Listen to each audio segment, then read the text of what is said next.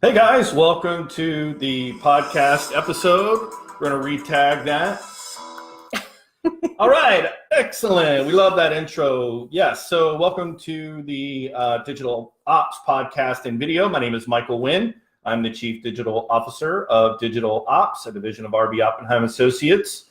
And once again, I'm joined by Katie Lilly from Lillyfield Accounting Solutions. Hello. All right, welcome. Very good. So this is episode 2 in the book Traction by Gino Wickman.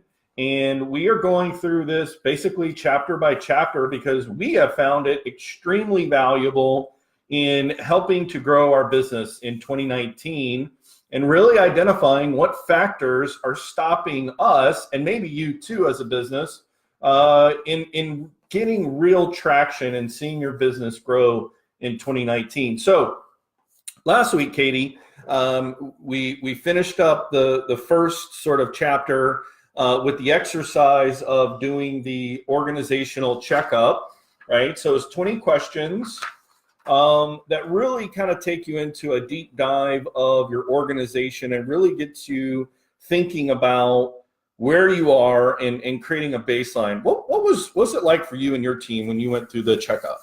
So I gave it to there were 3 of us that did it. The book calls that your leadership team. Mm-hmm. So I gave it to them, and then I asked them to do it on their own and score it on their own. And then when we came together for our first leadership team meeting, we all pulled it out, and I asked for everybody's totals. And everybody was kind of hesitant to, they're kind of all shy, like, I think it was this.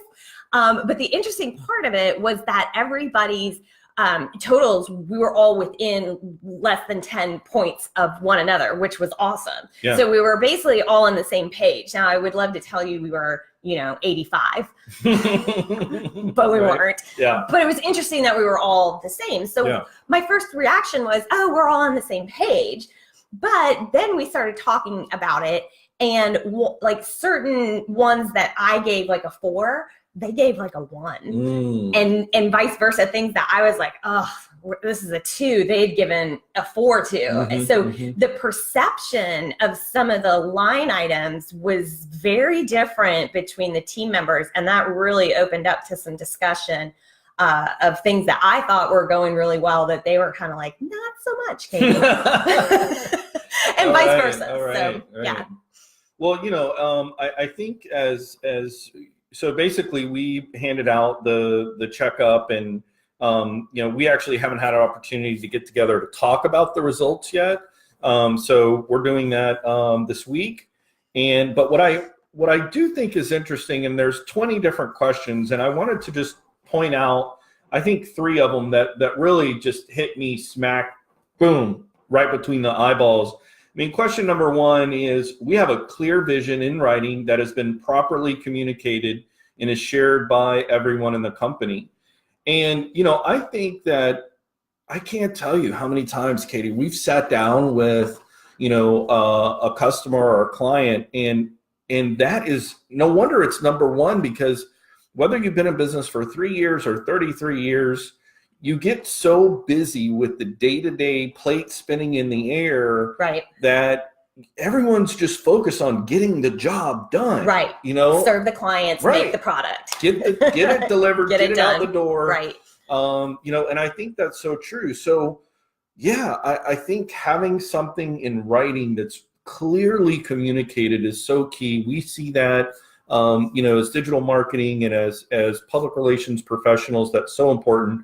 And then when we look at it for ourselves, we're like, wow, we need to get honest about that. Right. The other thing that I think was really good, again, these are 20 questions. My 3 top favorites were, the second one was our 3 uniques, which is basically, what are your differentiators? What are your 3, value propositions that, when someone is considering you versus the competition or the field, if you will, like, what makes you unique? I love that one. Yeah. Yeah. That was a fun one. And I think, again, it goes back to, we don't spend enough time really thinking about what that is.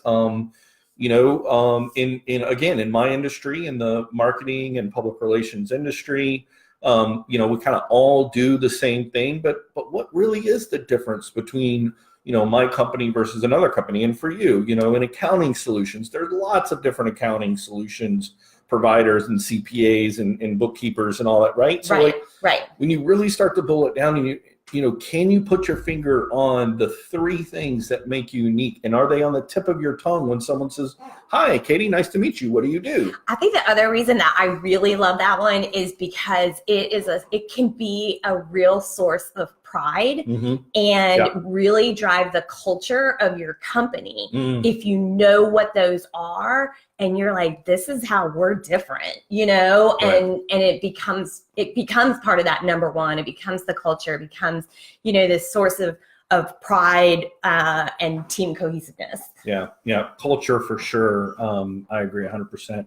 Again, we could spend, a whole podcast just going over this checkup because it's fantastic. It really kind of, lifts the lid and uncovers like the reality of what's going on in your organization. But again, one of my third favorite on the list would be, we have systems for receiving regular feedback from our customers and employees so we know their level of satisfaction. And again, I go back to, as marketing professionals and as publicists and PR pros, like, I feel like that's a really underutilized tool in helping your business grow, because we have this idea of who we are and how well we are, and sometimes egos are involved. But really what determines how good you are, it's the market, Right. And so if you don't have things in place to get creative and get feedback, it's huge. I mean, that's a huge difference in what we've been doing over the last just 6 months for our clients is, we want to get that creative out there, but the purpose in many of those campaigns, the actual purpose is to get feedback. That's all we're trying to do. Right. We're not trying to sell. We're not trying to, get them to click on a button to buy something. Literally the purpose is to get feedback. Right. And I think that one of those, like you had mentioned at the very, when you just started talking about that, it was like the underutilized one. I think it's underutilized because of fear. Yeah. You know what I mean? Yeah. You're just like, I don't know if I want to know. Yeah. I don't know if I want to know. What if they tell me something I don't want to hear? What if I thought I did a fabulous job, but I didn't, Yeah. And so it's just easier sometimes maybe not to ask. Sure. Well, I mean, it's kind of like internally, it's kind of like stepping on the scale. Yes. Yes. That's a great analogy. Right? And you're Love like, that. I don't want to know what the number is. I just don't want to know. Yeah. So, well, great. Guys, I hope that you will definitely, I want to encourage you and encourage your organization at the end of chapter 1 to go through the checkup. And we'll have a link. I know on our website and our Facebook page, we've got a link to the organizational chart in case you haven't bought the book yet. You can still go online and do it. Yeah. And the other thing I wanted to mention before we move on is we're doing these organizational checkups kind of on a periodic basis, which will also help us kind of measure how we're doing as we implement EOS. What do you think, like 90 days or like every month or what? I might do, probably 90 days. Yeah. I'd like to be able to say 30 days, but the reality of that. Yeah, I think to implement, some of the things that we're going to need to do, we're going to need at least like a couple of months. So I think we're thinking like 90 days. Yeah. All right, cool. Let's jump into chapter 2, which is titled Letting Go of the Vine. Katie, for me, letting go of the vine, no questions asked. It absolutely means not settling for the status quo. My whole life, that has been my nemesis from day one. I mean, we've always done it that way, Michael. Oh my gosh, if I hear that again, I'm going to absolutely lose my mind. Well, that's how we've done it that way for 30 years, Yeah, I mean, that absolutely sets you up for failure because, in that, the vine is like, it's this this area of complacency. It's security and comfort, and you can't grow in those atmospheres, right? So you have to let go. So the book we're going to talk about today, the 4 ways to make sure that you are in a position to actually let go. So it really boils down to 4 things. And those 4 things are to build and maintain a leadership team, knowing that you're going to hit the ceiling. It's inevitable. You can only run one business operating system. And then number 4, be open-minded, growth-oriented, and lastly, vulnerable. Can't wait to get to that one. Right. All right. So let's talk about building and maintaining a leadership team. I think for me, building a leadership team really starts with responsibility. Mm-hmm. And I think it just sort of at the macro level, it's a shift in, when you say, well, I think we have a problem, or we have some issues, or, I'd really like to try this new project. We have some concerns. When you start off with that, it's good to know what they are, mm-hmm. but then everyone has a responsibility to look for solutions, mm-hmm. right? Mm-hmm. When you are looking at the top guy or the top gal, and you're coming up with, well, our accounting system's broken and our accounts receivable is not working, and this sucks. Right. Helpful. Yeah. Right. So you've absolutely have to, shift that, into a, hey, yes, let's identify where are these barriers to moving forward. And then let's think about some solutions. Right. Maybe they're not going to work, but at least we're identifying the problem and we're thinking about solutions. Right. Rather than just looking up and say, I hope someone will fricking fix this someday. Right. Yeah. Right. Yeah. So much about accountability, which we'll get into in later chapters. But it's so much about that. It's like, you can identify the problems all day long, but who is the person that's ultimately going to take the leadership to change that, to improve that? You have to have those team members there, and everyone in your organization needs to know who those people are. Right. So. Okay, so number 2, hitting the ceiling is inevitable. And I think really what that boils down to is that you can only get so far unless your leadership team, and as the book kind of points out, really needs to have the 5 core leadership abilities. And those are simplify, delegate, predict, systemize, and structure. You need to have this sort of ability that you take those 5 components and really understand, as we're looking at, the way we do things, are there opportunities for us to simplify? Are there opportunities where the best use of my time is to do this, and then that way you can do this, which both of us are using, working in our strengths and doing our best. Mm-hmm. Predicting, obviously there we're talking about long-term and short-term. We're talking about a 90-day goals and vision, a 1-year goal and vision, a 3-year goal and vision, and a 10-year goal and vision. That's that short-term, long-term sort of predicting. And then, of course, systemize. You guys are so rock solid at that. I love how you create processes and procedures and create a system so that nothing falls through the cracks. And then lastly, of course, structure, where kind of everybody knows, what the chain of command or what the process is within that sort of system. So if you don't have those things, you're going to hit the ceiling and it's going to be really difficult to let go. Which one of those gives you heartburn? The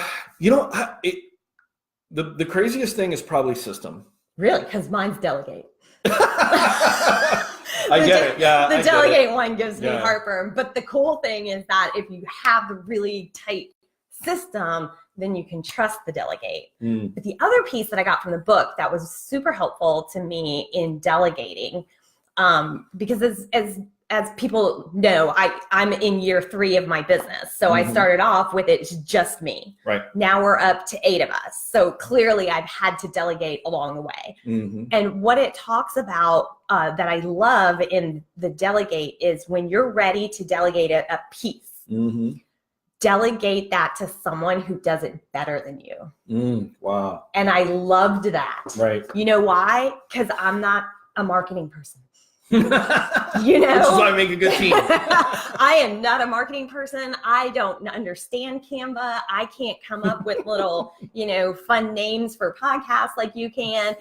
That's just not my jam. And I would gladly hire someone that's going to be better at it, than me at that. Yeah.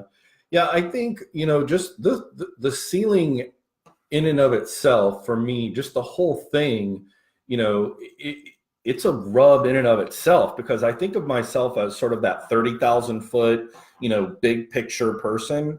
And I have a tendency to get people really inspired about it, get motivated behind it, energize them.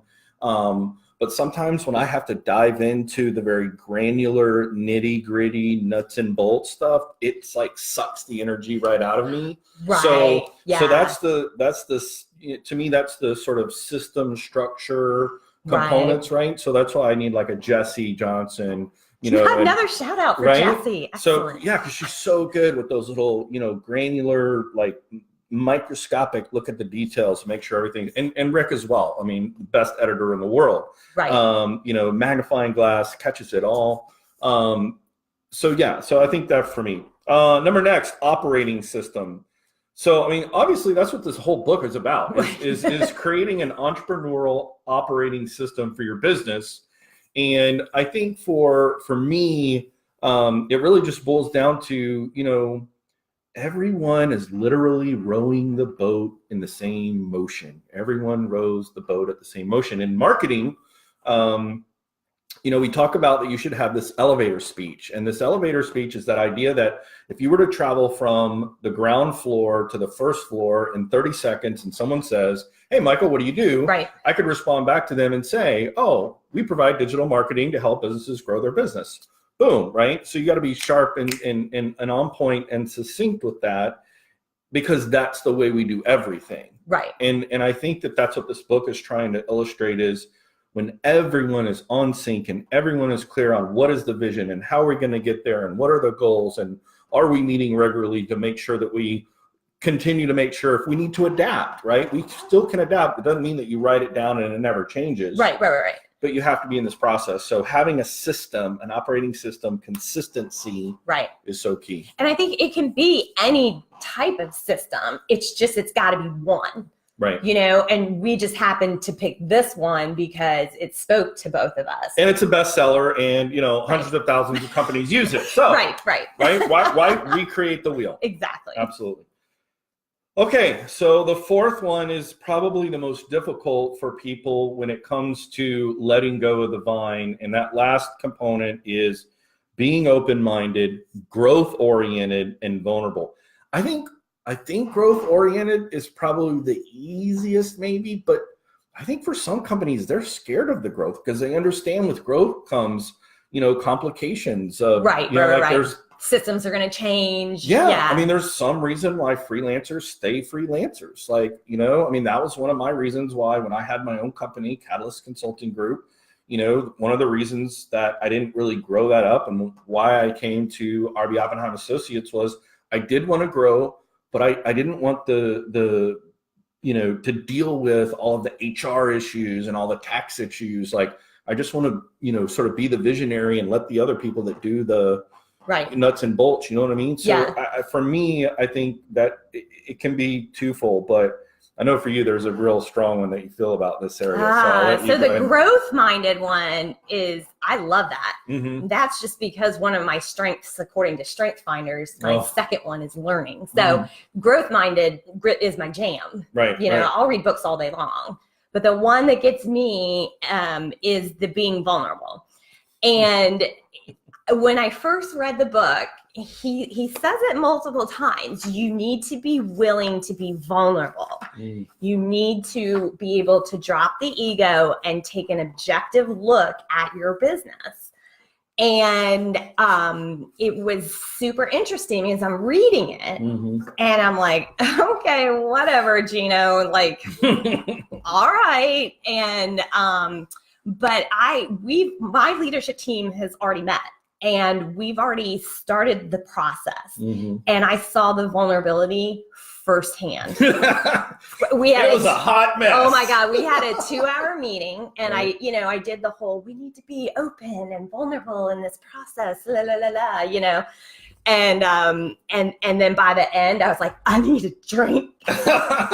So was it was it like crying and gnashing of teeth, or like? No, it was just more of, wow, we've got some work to do here, and none of us really know how, or I don't know. It's very opening, and you just have to trust. I don't know. I'm just I want my solutions now. Yeah. And I know going into this, it's a 12 to 18 month process. It's a eat the elephant one bite at a time, but and keep eating and keep doing it. Right. And focus on the small steps. And after that first meeting, when we're trying to develop our accountability chart and we're all hitting a wall and we're all have different ideas of how it should look. And it was just like, I felt very frustrated at the end because we didn't have an accountability chart by the end of the meeting, and I was just like, how did we not come out of this with, okay, check the box. We got this done. Let's move on to the next. And so that was like, that's what he meant by being vulnerable. And it's just one of those things where you can read the book all day long, but until you actually get real, do it. Right. You can read about China all day long, but if you don't go to China, you're not experiencing it. So you can read this book all day long, but if you're not in there with your leadership team doing the work, you're not really going to get anything out of it. So, but I'm so grateful we did it, because we've got an accountability chart now. We left that process, everybody kind of stewed on it, thought about it, and it emerged.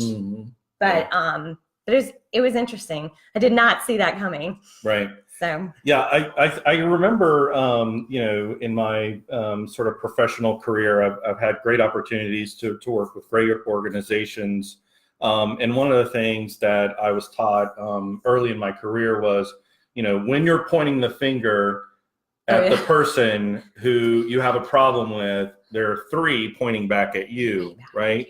And I feel like the whole thing about vulnerability is to really look at those 3 fingers that are pointing back at you, and talk about it and be open about what those things are. And I think the other kind of word that we talk about is being self-aware. The difference about approaching this book and approaching and wanting to move forward is all of this, accountability chart, and it's not about, trying to like assign blame or jockeying for position. Like this is about being involved and being a part of something bigger than yourself. Right.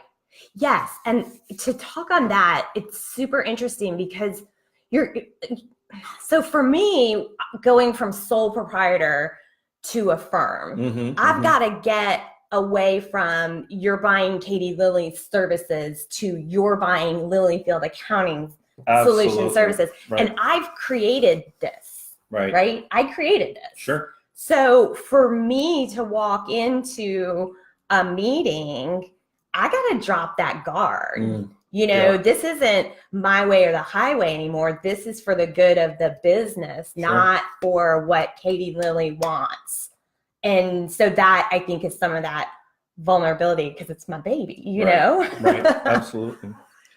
Well, great. All right, guys. So that is really, again, just to sort of recap, when we talk about letting go of the vine and really not settling for the status quo, in order to do that, there's 4 things.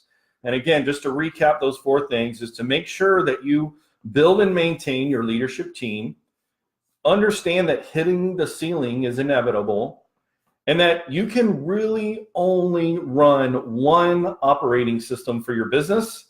And then lastly, guys, be open-minded, growth-oriented, and vulnerable. And those are the keys as we've discussed in Chapter 2. Next week, guys, we're going to talk about Chapter 3, which is the vision component, which is one of 6 of the operating system. So we're going to talk about that. Katie, thank you again for joining us this week. Love it. It's always a pleasure. Guys, another quick announcement. very excited. We actually just found out that we are now ranked in the top 10 on Spotify under the podcast section for digital marketing. Yay! So incredible. So awesome. You know, completely humbled that people are finding value from our podcast series, and to be in the top 10 for digital marketing on Spotify in the world, baby. I know. That's it's amazing. So exciting. So thank you to all of our listeners who tune into the podcast and watch our videos.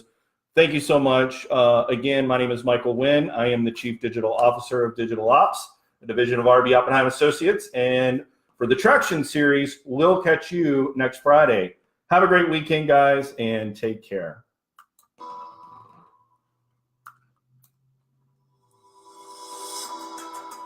Can I see us right now? When that goes?